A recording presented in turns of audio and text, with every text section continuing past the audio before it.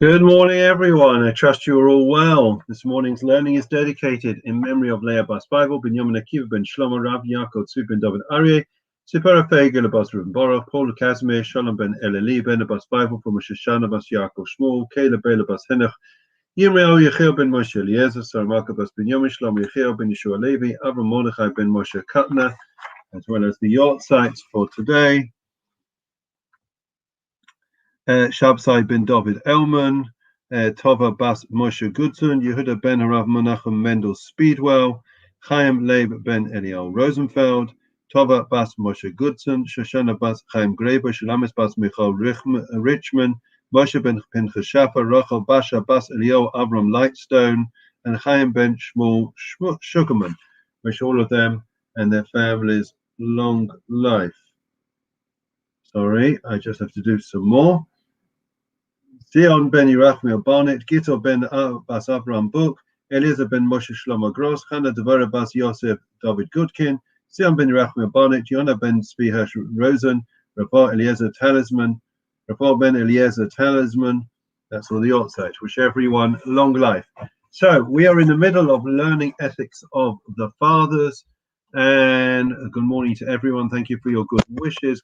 Good morning to Colin, to Peter, to David, to Les, and wish you long life, Les, to David Diamond, to Andrea, to David, and David, we hope you are feeling better. David Goldring, that is.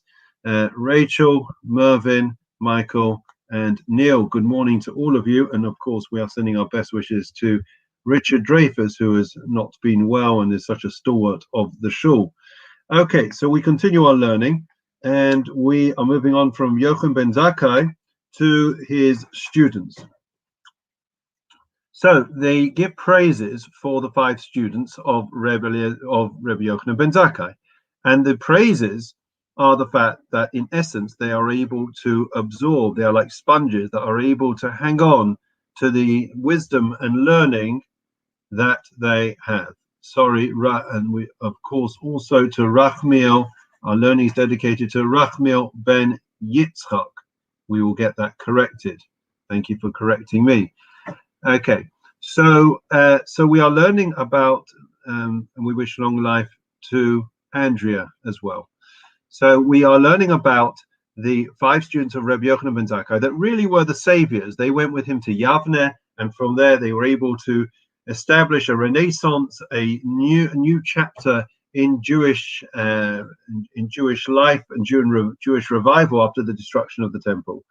And let's see, and we have to bear in mind, why is it that retaining information was so important during that period?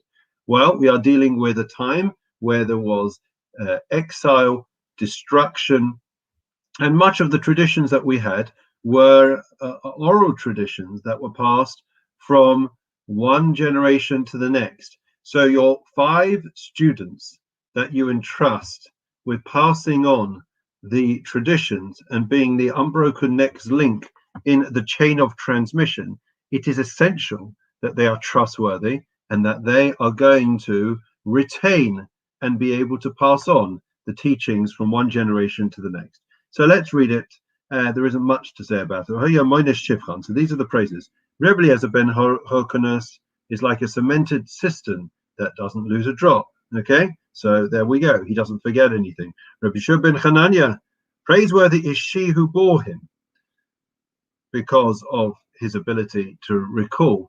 Now, what's interesting is that I think it's the Yerushalmi that says that his mother, the reason that his mother used to go around when she was pregnant and go from study hall to study hall, and when she gave birth, she also placed I wouldn't call it the bassinet, but whatever it was, the crib near the study hall, because she was so passionate about ensuring that her son became a great sage. And we see it in certain cultures even today, where they are, from a very, very young age, even before birth, they are very driven and focused and disciplined in ensuring that from the day of their child's birth, that child is the very best start to life.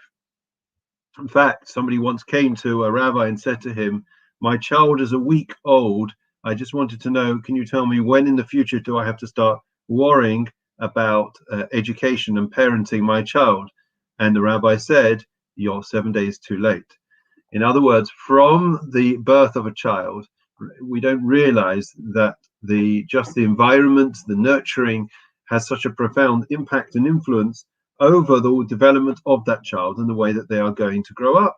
And we know from psychotherapy, John Bowlby speaks at great length about the attachment, his attachment theory, which is that if you have a secure attachment, if you're brought up with a firm basis, firm foundations in your family life, then you are going to make it, it's going to be much easier for you to transition through the various stages of life. And we carry on. Okay, so that's about the fact that his mother is praiseworthy. Let's move on. A lot to say today. So the next one to speak about is Rabbi Yossi the Cohen. He was a scrupulously pious person. Rabbi Shimon ben Nesanel fears sin. And Rabbi Elazar ben Aruch is like a minor miskaber, a well that constantly replenishes itself, such is his ability to learn and to process and then to analyze and eventually to renew himself from within. So therefore he was able to constantly grow because he was able to take what he had and to reinvent it. He used to say, if all the sages of Israel were on one pan of the balance scale and Eliezer ben Hyrcanus was on the other side, he would outweigh them all. So Rabbi Eliezer ben Hyrcanus was such a great sage, so in certain key areas, that if he was on the scale on one side, all the others that we mentioned were on the other side. Rabbi Eliezer ben Hyrcanus's wisdom was such that he would outweigh them all. Abba Shaul said in his name, if all the sages of Israel were with even Rabbi Eliezer ben Hyrcanus among them were on one pan of the balance scale, and Rabbi Elazar ben Aruch on the other, he would outweigh them all. Clearly, Rabbi Elazar ben Aruch's ability to plumb the depths of his inner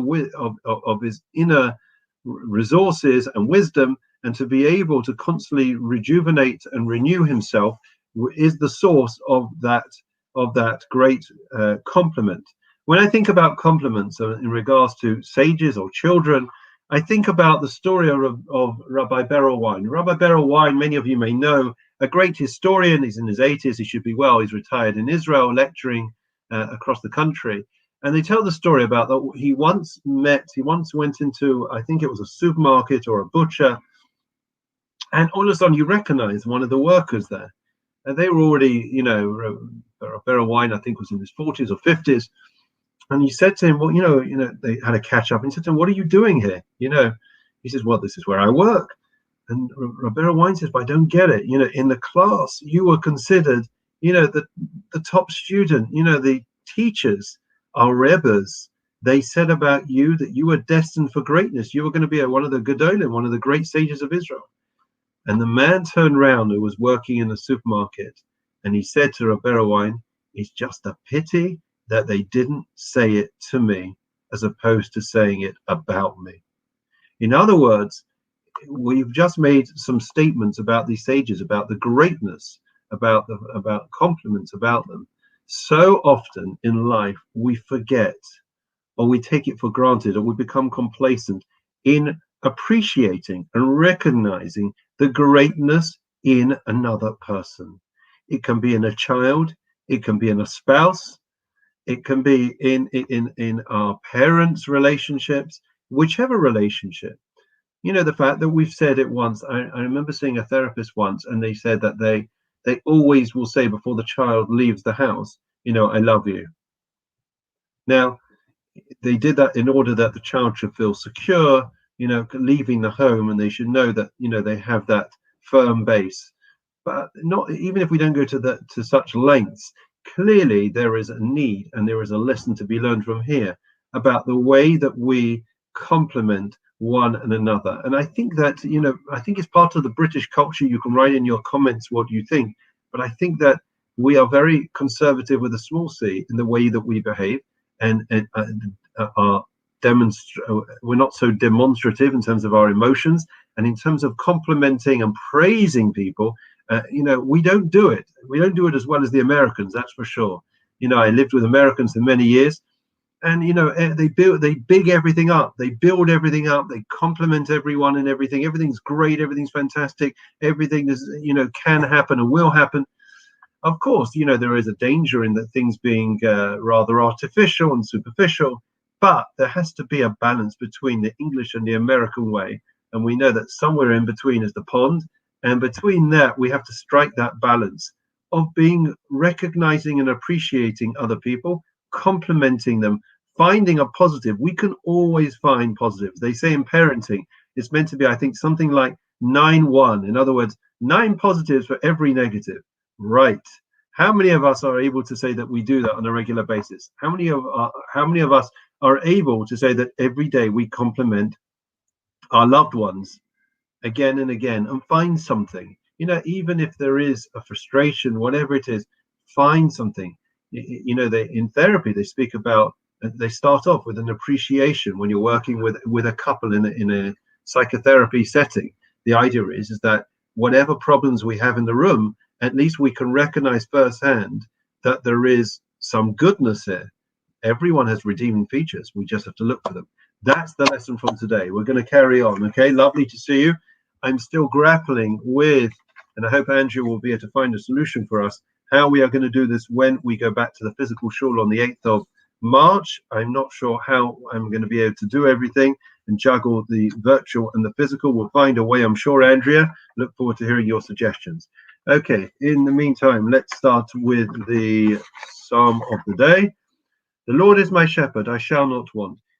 He causes me to lie down in green pastures. He leads me beside still waters. He restores my soul. He leads me in the paths of righteousness for his name's sake. Even as I walk in the valley of death, I will fear no evil, for you are with me. Your rod and your staff, they comfort me. You set a table before me in the presence of my adversaries. You anointed my head with oil. My cup overflows. May only goodness and kindness pursue me all the days of my life, and I will dwell in the house of the Lord for the length of days. Okay, memorial prayer. We wish long life to all those that have Yortzeit today. Adon Olamim Zocho Es Nishmais.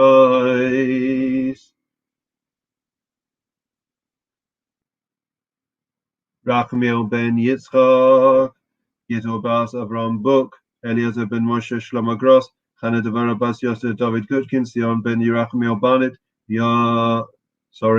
that's Rachmiel ben Yitzchak, Yona ben Zvi Hirsch Rosen, Raphael ben Eliezer Talisman, Shalchuli Olamam. Sorry, we haven't done the regulars.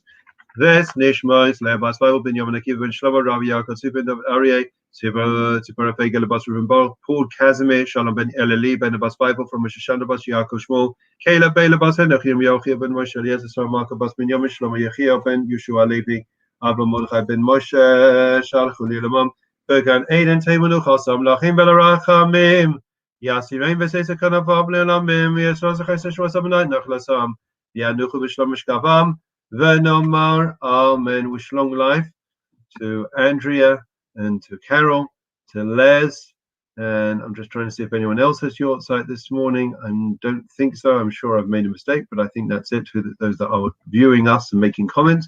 Wish everyone long life and only simchas, and we'll conclude with a refuah shalema prayer. Misha Berach Avasein Rabbi Mitzvah Yaakov Moshe Aaron David Shlomo Yivarech Repes Achaylim Bavo Shana Mispalim Bavo Ram. Yischazak Kadosh Baruch Hu Yimalei Rachem Aleichem Lachman Afasam Yishlach Refuah Shalem Nishmaim Lachol Evim Besoch Shach Yisrael Refuah Sanefesh Fuzarkov Hashabach Zmakar Ben Amar Amen.